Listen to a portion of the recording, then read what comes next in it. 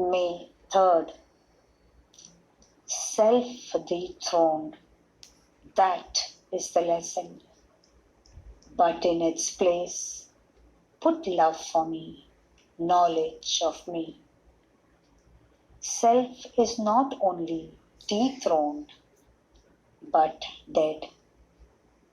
A dead self is not a suppressed self. In all training of mine and yours, let the self die. For each blow to the life of the ego, you must at the same time embrace and hold fast the new life with me. The suppressed self is more powerful to calm and to cause you harm. It is not a dead self that a man has to fear, but a frustrated, captive, imprisoned ego. That ego is infinitely more self-centered.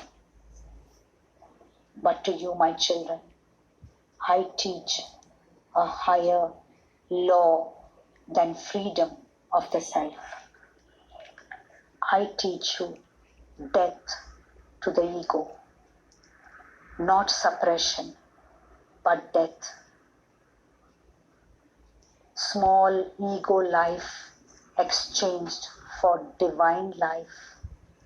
And now I can make clearer to you what I say about forgiveness. My command as you seek my forgiveness is you must also forgive. What you do not see is that the ego in you can never forgive others. The very thought of the injuries means that the ego is still there in the foreground. The injury and the offense, instead of appearing less, appears greater. No, my children, all true love is God, so all true forgiveness is of God and is God. The self cannot forgive. You must kill that ego. Stop trying to forgive those who have wronged you, aiming at killing the self now in your daily life.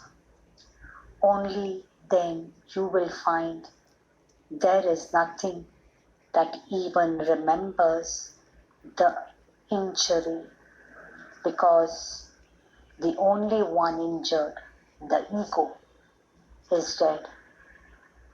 As long as it recurs in your mind, you have deceived yourself if you think it is forgiven.